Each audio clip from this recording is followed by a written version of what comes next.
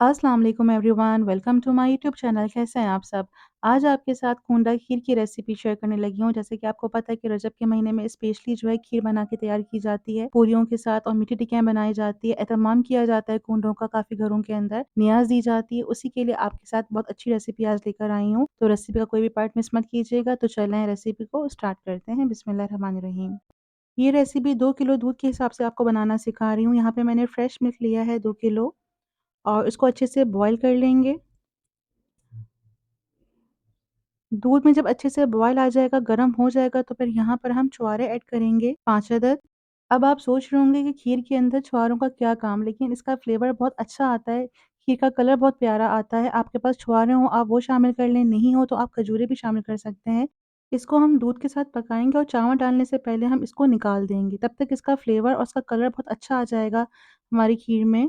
फिर इसमें 4 से 5 अदद इलायचियाँ शामिल कर देंगे। यहाँ मैंने कूट के शामिल करी हैं, आप लोग साबुत भी शामिल कर सकते हैं। दूध में जब दूध कड़ रहा होता है उसके अंदर इलायची का और छुआरों का जो फ्लेवर आता है, कलर आता है वो बहुत अच्छा आता है। जितना अच्छा खीर का दूध कड़ा हुआ होता है उसका टेस्ट उतना ही मज़ेदार आता है। और इसी दौरान अगर आप मेरे चैनल पर नए हैं तो चैनल को सब्सक्राइब कर लें, लाइक करें, कमेंट किया करें और बताया करें कि आपको रेसिपी कैसी लग रही है। यूट्यूब को बहुत अच्छा लगता है और साथ-साथ मुझे भी।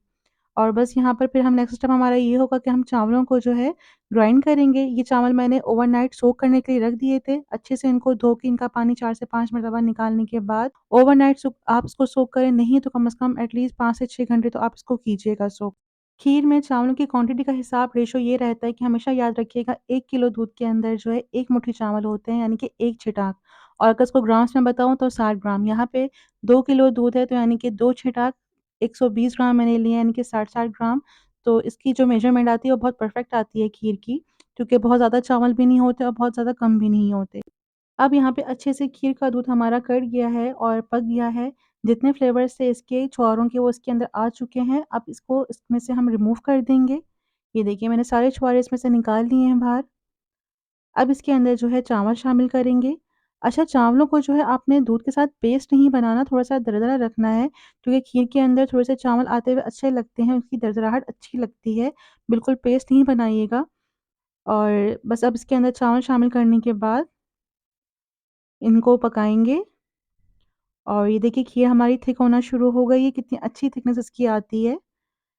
जैसे ही चावलों को थोड़ा-सा पकते हुए 15-20 मिनट हो जाएँ तो इसके अंदर मैंने 1 टेबलस्पून बटर शामिल किया है। आप लोग चाहें तो देसी घी भी 1 टेबलस्पून शामिल कर सकते हैं। अगर आपके पास देसी घी ना हो तो नॉर्मल जो घर में आपके घी होता है आप वो भी इसमें शामिल कर सकते हैं 1 टेबलस्पून। इससे क्या होता है, ये बहुत अच्छा पॉइंट मैं आपको बता रही हूँ, टिप बता रही हूँ कि इससे जो आपकी खीर है वो बहुत ज़्यादा ड्राई नहीं होती, बहुत एक अच्छा-सा टेक्सचर आता है खीर का, लिक्विडी सा, और एक शाइनी लुक आ जाता है। ये आप ज़रूर ट्राई कीजिएगा। फिर इसमें कटे हुए बादाम शामिल कर देंगे, कम या ज़्यादा अपनी क्वांटिटी के हिसाब से आप लोग देख लीजिएगा जितना आपको पसंद हो। और फिर खीर को हम मज़ीद पकाएँगे।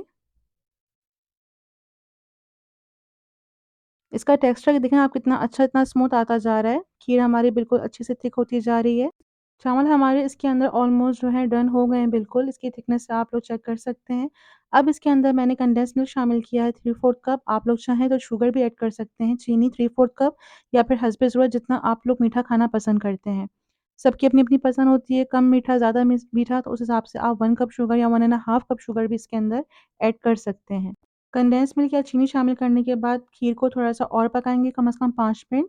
जब इस तरीके से इसके अंदर बबल्स आना शुरू हो जाएगा तो समझ लें आपकी खीर बिल्कुल तैयार है।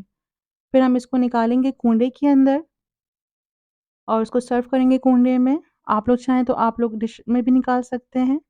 क्योंकि एक कूंडा खीर है तो इसके अंदर हमने एक ट्रेडिशनल तरीके से इसको कूंडे में सर्व किया है, अच्छा लगता है। आप देख सकते हैं माशाल्लाह से खीर का कलर कितना ज़बरदस्त आया है, लाइट ब्राउन कलर का, और इसकी लुक कितनी अच्छी लग रही है माशाल्लाह से।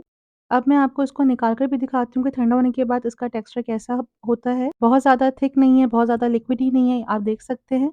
अब आप इसको पूरियों के साथ एन्जॉय कीजिए, मीठी टिक्कियों के साथ बनाइए और बहुत ज़बरदस्त बन के तैयार होती है। इस रेसिपी से आप ज़रूर ट्राई कीजिएगा। और इसी के साथ उम्मीद करती हूँ कि रेसिपी आपको पसंद आई होगी। मुझे फीडबैक ज़रूर दें और अपने फैमिली और फ्रेंड्स के साथ भी शेयर करें।